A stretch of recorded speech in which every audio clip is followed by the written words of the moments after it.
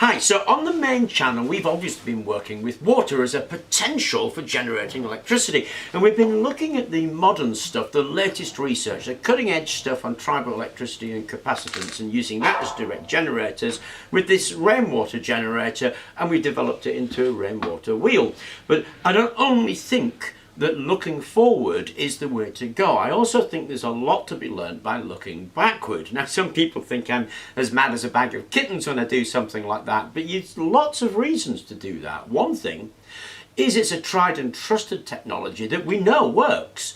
One of the issues with the modern stuff is you're not quite sure how well it's going to work and if it's going to answer any need because it's experimental.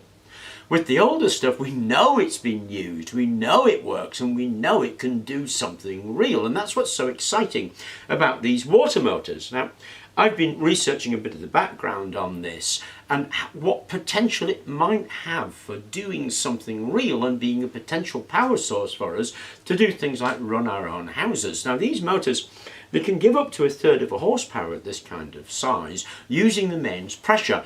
But of course there's an issue with that. If everybody were doing that, the mains pressure would drop into your boots and nobody would be able to run a motor. And since 1999 in the UK it's been illegal to extract power from mains pressure. And you can understand why. If people were doing it, then the pressure would drop and we would get contamination of the drinking water and it would cause huge issues. So running it directly from the mains is probably not going to be something we can do, but I don't think that that's the end of the story. I mean, I was looking at water usage, and the average water usage in the UK at the moment is something like 150 litres per person per day, of which 30%, nearly 1/3 of it, is just flushing the toilet. That's about 50 litres a day per person going into the toilet. Now, if we had one of these in the actual, just before the cistern, of course, when you're filling the toilet, you go and you come out. It doesn't matter if it takes a while to flush. You're not going to go again for another hour or two at least. So it doesn't take it's not an issue that it takes time. And of course that water you can scavenge the energy from as you're filling the cistern. Now remember, this uses about 2 litres per minute. So a average toilet at the moment takes about 7.5 litres. So you've got nearly 3 minutes of charge time. At 50 litres you've got 25 minutes of charge time from your motor just for having a pee. 38% of it is used to have a bath or a shower every day. Same thing, when you're filling up the bath or you're having your shower, if you scavenge the energy from it, you've got another half hour, you've got an hour of scavenged energy there where you can actually do something like charge your phone. You do something with it just from scavenging the energy from water that you're consuming as an average after it's come from the mains. You wouldn't directly plumb one of these in. Now, you're still not getting that much from it, of course, and what it's relying on is the water pressure. It's not the volume of water. It's not like a water wheel that requires a volume of water. It's using the pressure of the water in order to generate something. And this, of course, was used in Britain up until the 1960s and 70s. What they did was set up something called an accumulator. Now, an accumulator is something we are going to go into, so I'm going to explain. What an accumulator does is collects a fixed amount of water, supplies pressure onto it, and you use the water from the accumulator, not from the mains. The accumulator water can be taken from anywhere. It can be taken from rainwater. Once it's gone through its pressure cycle, you just keep it and pump it back into its pressure cycle. You can do that at non-peak rate. So in the evening you collect the accumulator wastewater, put it back into the accumulator using cheap rate electricity, and then in the day when electricity is expensive you run your accumulator to power your motor. Or you could actually pump it by hand or any other system to actually recharge that accumulator, and you use that pressurized water. Now, an accumulator is very little more than a tank with a watertight plunger, a volume of water and a weight on the top. When you open it, that weight adds pressure to the water and you get pressure out of there. And that pressure was up to 800 psi. That's a lot of pressure. You're putting that through a nozzle. You're talking about something that can cut steel. An accumulator has the advantage that that water can be turned around again and again and again, so you're not using mains pressure. As I say, we're going to do a separate video on accumulators, and we are going to build an accumulator to explain a bit more about what accumulators are.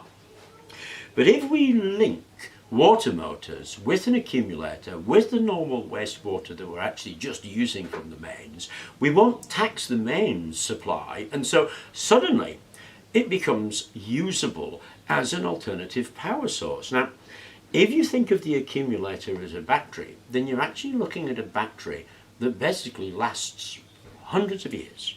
The accumulators that were used in the UK are still in existence. They've been there since the 1900s and it's now 2022.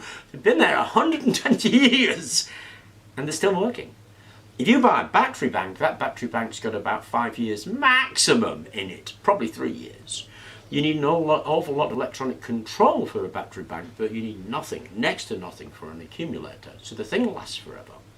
Needs very little control, is very green because it's a stack of water, so it's not going to burn, it's not going to explode, it's not going to give off gases. There's just so much to recommend it that it's something that I think is seriously worth looking at. To look at a water system where you're storing the energy in a water battery, an accumulator, discharging it at high pressure through a water motor, when you're going to be getting something like a kilowatt out of it, something like that.